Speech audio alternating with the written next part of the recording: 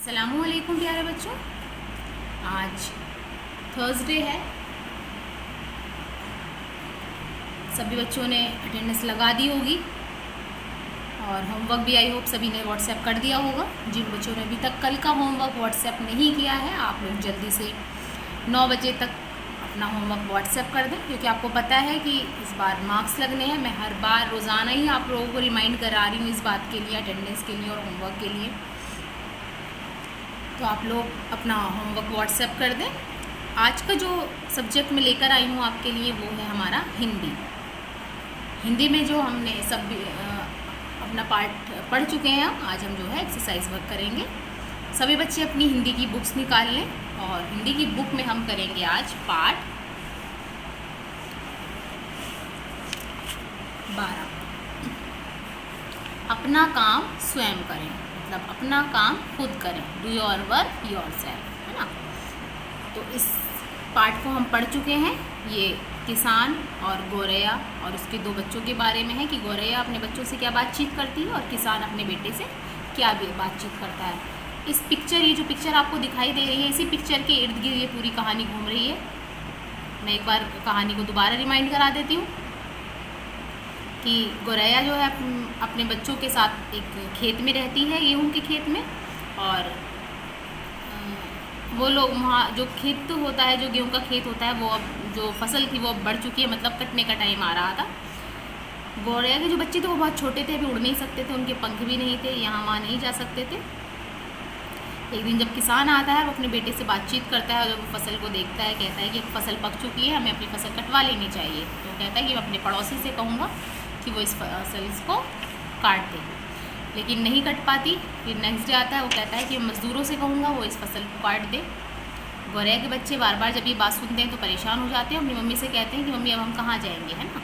तो वो कहती है कि अभी परेशान होने की ज़रूरत नहीं है, अभी वो उसने मज़दूरों से कहा है फसल नहीं कटेगी। थोड़े दिन बाद जो है किसान फिर आता है और इस बार वो कहता है कि हम अपने भाई से कहेंगे, मज़दूरों ने तो ये हमारा खेत जो है काटा नहीं है, फसल काटी नहीं है, हम जो है अपने भाई से कहेंगे, मैं अपने भाई से कहूँगा ताकि वो फसल काट दे। फिर वो चला जाता है। गौरैया के बच्चे फिर अपनी मम्मी से शिकायत करते हैं कि मम्मी देखिए कि हम किसान आया था और ऐसे ऐसे कह के गया। तो गौरैया फिर कहती है परेशान होने की ज़रूरत नहीं है, वो अब भी नहीं आएगा, मतलब उसका भाई जो है खेत का फसल काटने अभी भी नहीं आएगा। और अब तो तुम बड़े होने लगे हो, तुम्हारे पंख निकल आए हैं, मैं तुम्हें उड़ने की प्रैक्टिस शुरू करवा देती हूँ। तो वो उनको उड़ने की जो है प्रैक्टिस शुरू करवा देती है, अभ्यास करवाती है। वो धीरे धीरे उड़ना सीख लेते हैं कुछ दिन में। और फिर एक बार फिर किसान आता है अपने बेटे के साथ, वो कहता है बताओ, न मज़दूरों ने हमारी फसल काटी है और ना ही मेरे भाइयों ने मेरी फसल काटी है, मुझे लगता है कि अब हमें अपनी फसल खुद ही काटनी पड़ेगी।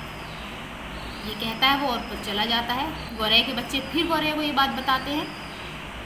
तो गौरैया कहती है परेशान होने की ज़रूरत नहीं है, हम जो हैं अब तुम उड़ना सीख गए हो, अब हम जो है कई नई जगह अपना घर बनाएंगे, क्योंकि इस बार किसान अपनी फसल ज़रूर काटेगा, क्योंकि उसे ये एहसास हो गया है कि कोई दूसरा हमारा काम नहीं करेगा, हमें स्वयं अपना काम करना पड़ेगा, है ना।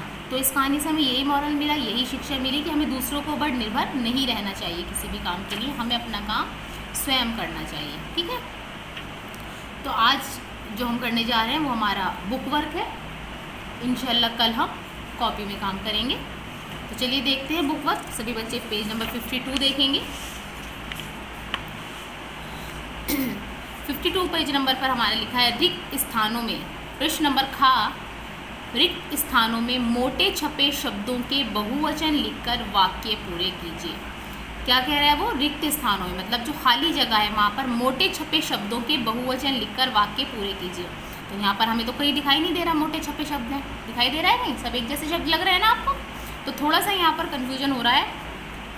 तो आप लोग क्या करेंगे, यहाँ पर अंडरलाइन कर लेंगे, मोटे छपे तो शब्द है नहीं, ठीक है।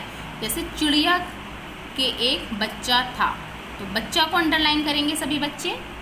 एक चिड़िया के एक बच्चा था तथा दूसरे के 2। अब हमें यहाँ पर बच्चा का बहुवचन लिखना है। उसने क्या कहा है, जो मोटे छपे शब्द हैं उनके बहुवचन लिखने हैं खाली जगह में। तो मोटा छपा नहीं है, अब इसके लिए बच्चा के नीचे अंडरलाइन कर लेंगे और बच्चा का प्लूरल मतलब बच्चा का क्या कहते हैं बहुवचन यहाँ पर हम लिख देंगे, बच्चा बच्चे। एक चिड़िया का के एक बच्चा था तथा दूसरे के 2 बच्चे थे, ठीक है।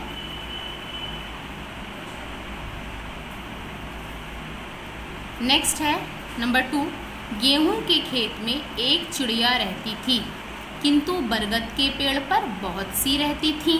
अब यहाँ पर थी है, डिफरेंस देखिए, चिड़िया थी, अब यहाँ चिड़िया होंगी तो यहाँ पर थी मतलब बिंदी लगी है इनकी, है ना, बहुत सारी, तो चिड़िया के नीचे अंडरलाइन करेंगे। अब यहाँ पर चिड़िया है, अब यहाँ पर चिड़िया रहती थी, बहुत सी चिड़िया,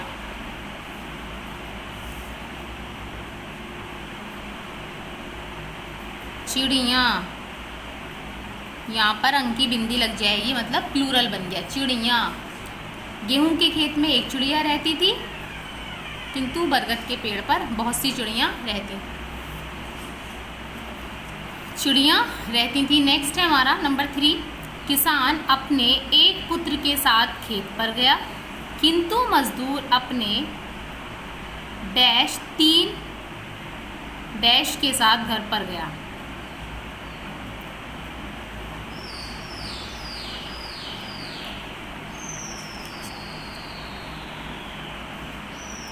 ये कुछ नहीं है भाई, ये खाली जगह है ना, कुछ नहीं है यहाँ पर, ये गलती से ये ब्लैंक रह गया है, ठीक है, कंफ्यूजन होने के लिए छोड़ दिया, कुछ नहीं है ये। देखिए, किसान अपने एक पुत्र के साथ खेत पर गया, तो क्या है यहाँ पर, पुत्र को अंडरलाइन करेंगे, एक पुत्र के साथ खेत पर गया, किंतु मजदूर अपने 3 डैश के साथ घर पर रहा। तो 3 पुत्र का प्लूरल क्या होगा, पुत्र का बहुवचन पुत्रों, ठीक है, पुत्र मतलब बेटा और पुत्रों मतलब बेटों। किसान अपने एक पुत्र के साथ खेत पर गया था ना, लेकिन मजदूर अपने 3 पुत्रों के साथ घर पर रहा, वो उनका खेत काटने नहीं गया था, है ना। तो ये कुछ नहीं है, यहाँ पर आप ऐसे पेंसिल से ऐसे बॉक्स सा बना दें, ऐसे फिल कर दें, उसको शेड करके छोड़ दें उसको, कुछ नहीं है ये, ऐसे ही है। नेक्स्ट है क्वेश्चन नंबर 4th सेंटेंस है हमारा, चौथा वाक्य है, रामू ने अपने भाई को प्यार किया, जबकि दीनू ने अपने डैश को पीटा। भाई है यहाँ पर, भाई के नीचे अंडरलाइन करेंगे, भाई का प्लूरल लिखना है हमें। रामू ने अपने भाई को प्यार किया, जबकि दीनू ने अपने डैश को पीटा, तो भाई का प्लूरल भाइयों।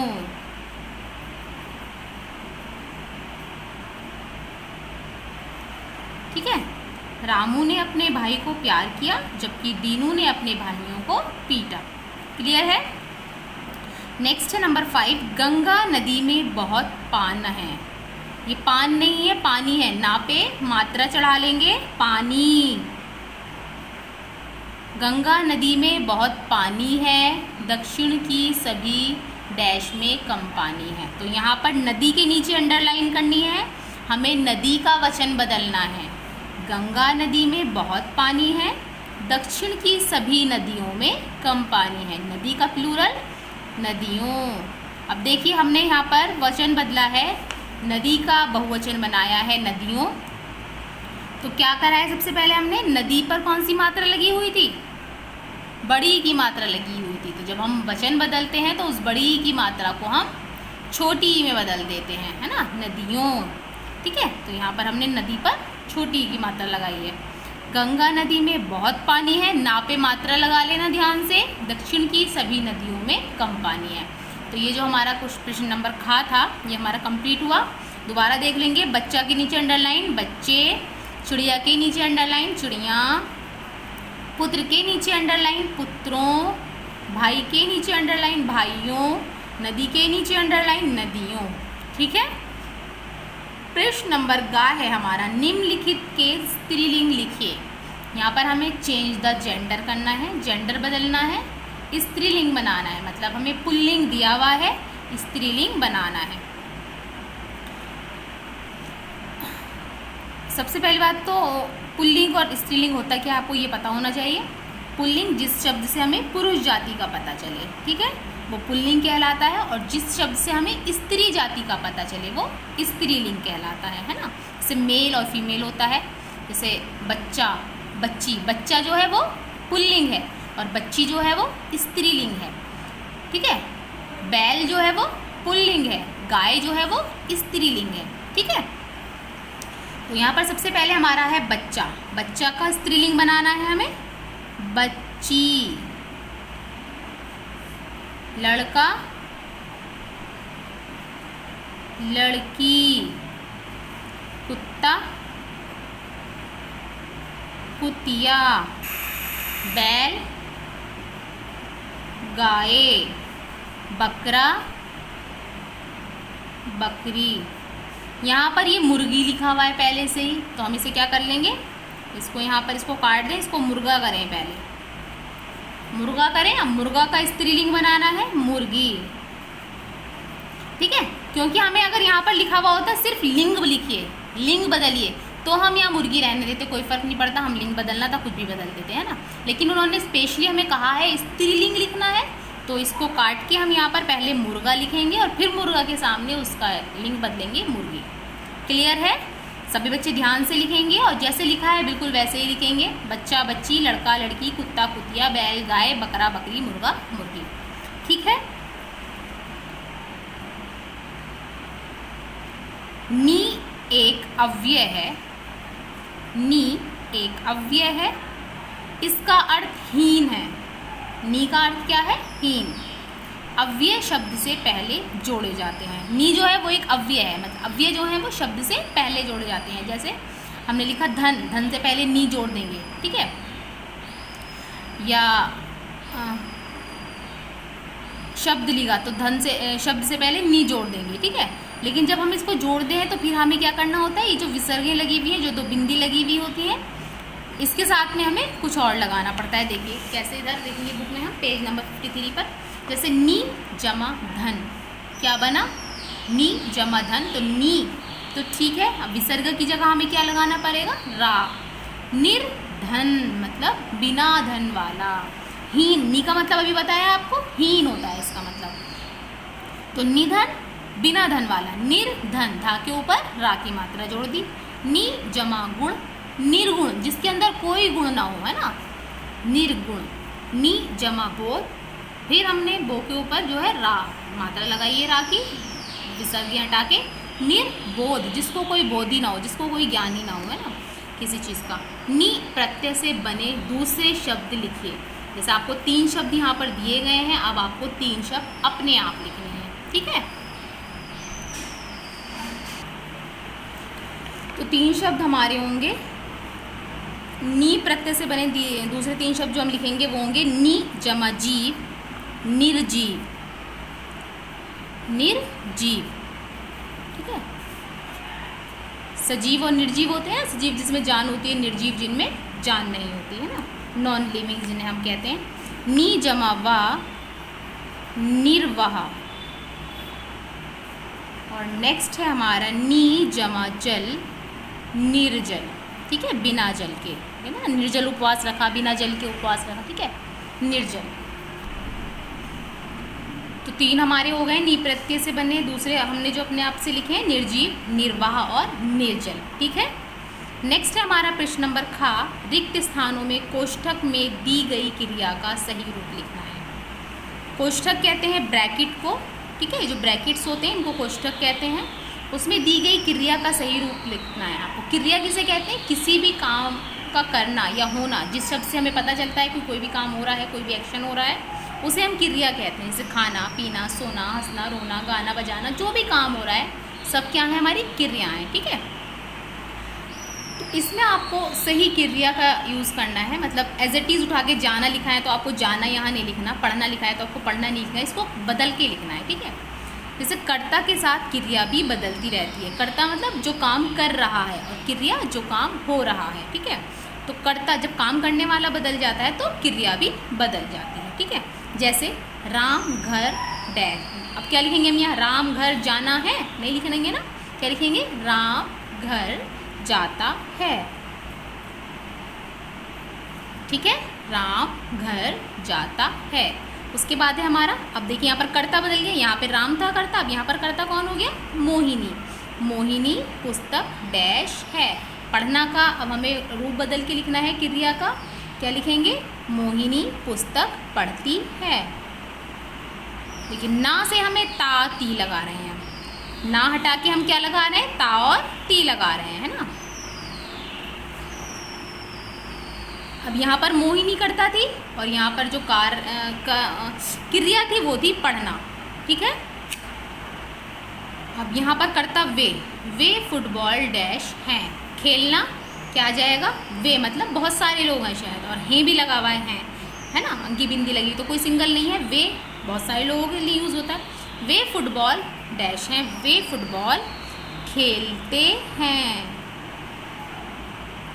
वे फुटबॉल खेलते हैं। यहाँ पर जो करता है वो वे है, और यहाँ पे जो क्रिया हो रही है वो खेलने की हो रही है।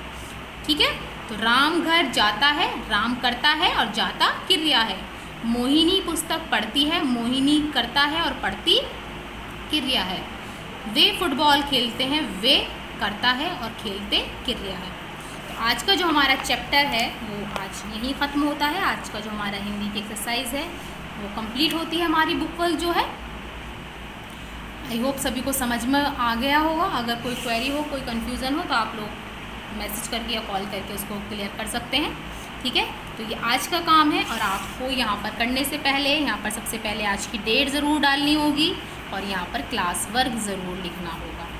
ठीक है, अभी क्लास में जब हम करते थे तो ऐसे ही करते थे ना, तो आज जब आप काम करने बैठेंगे तो बुक पर भी डेट ज़रूर डालेंगे और क्लास वर्क भी लिखेंगे। क्लियर है? इंशाल्लाह कल फिर मुलाकात होगी नए सब्जेक्ट के साथ, नई वीडियो के साथ। ठीक है, नए वर्क के साथ। अल्लाह हाफिज़। ख्याल रखें अपना, और काम नीट एंड क्लीन करें, साफ से करें। ठीक है, अल्लाह हाफिज़, अस्सलाम वालेकुम।